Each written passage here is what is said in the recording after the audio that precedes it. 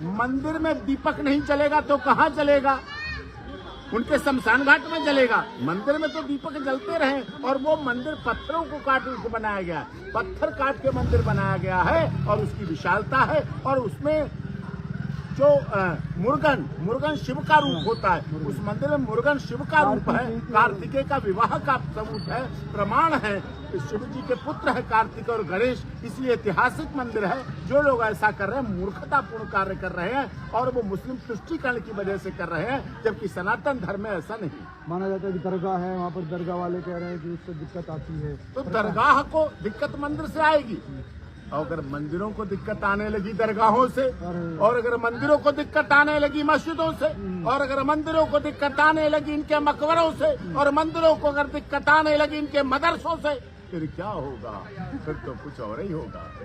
सीमा, ये सुना होगा, कह रहे कि दरगाह है वहाँ पर मंदिर में दीपक जलने का लेकर मामला तमिलनाडु में उसे कैसे देख रहे हैं?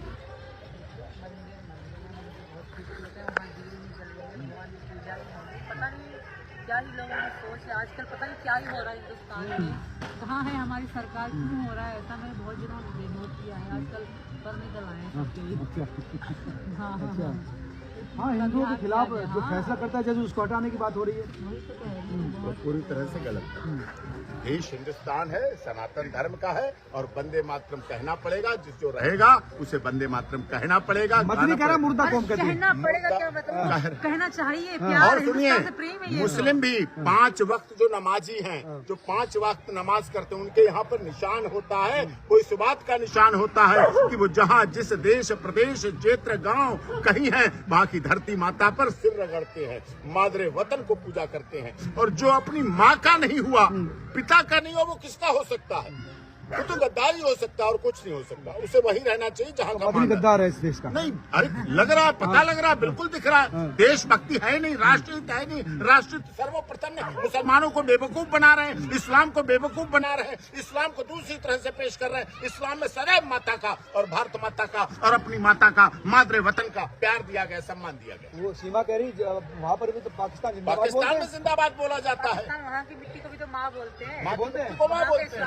मुसलमानों को कोई दिक्कत नहीं है, पर यहाँ कैसा ऊपर कौन से मुल्ला नए पैदा हो रहे हैं? हाँ, कौन से मुल्ला पैदा हो रहे हैं भैया? ये नए नए पैदा हो रहे हैं, चुनावी मुद्दे, चुनावी मूल्य पैदा हो रहे हैं, चुनाव के लिए टिकट लेने के लिए पैदा हो रहे हैं, अखिलेश जी की झोली में रखने के लिए, स्टालिन के साथ रहने के लिए, तमिलनाडु में इस तरह की बात करने के लिए। पाकिस्तान वाले पाकिस्तान जिंदाबाद बोल रहे हैं। हर व्यक्ति को अपने देश, जिस देश में रहो, जिस देश का खाओ, जिस देश में शादी हो, जिस देश में पैदा करो, जिस देश में कमाई करो, जिस देश में धन उगाई करो, उसकी जय बोलनी चाहिए। भारत माता तो जय बोलेंगे ही। भारत माता की जय, वंदे मातरम, वंदे मातरम, वंदे मातरम, भारत माता की जय, हिंदुस्तान जिंदाबाद, हिंदुस्तान जिंदाबाद। मछली से क्या कहोगे फिर? मैं कहूँगी ठीक करो भाई, ऊपर काट दो। वंदे मातरम कहते हैं, मुझे बड़ी शर्म आनी चाहिए। वो अंदर से होनी चाहिए भावना, अंदर से प्रेम होना चाहिए। कौन सी लोग होते हैं? डॉक्टर साहब, ये समझा जा सकता है कि किस तरह की राजनीति इस देश में हो रही है कि वंदे मातरम कहने में ही कह रहे हैं कि वो मुर्दा कौम है। माता जी बोलो वंदे मातरम। हाँ माता जी बताइए। वंदे मातरम और भारत माता की जय के लिए तो आपके पुत्र लड़ ही रहे हैं, लेकिन इस देश में कई लोग कह रहे हैं कि मुर्दा कौम है। सीमा भी लड़ रही है वंदे मातरम के लिए, इनकी बेटी भी लड़ रही है। गाएंगे मन से दिल से, वंदे मातरम, वंदे मातरम, वंदे मातरम, भारत माता की जय।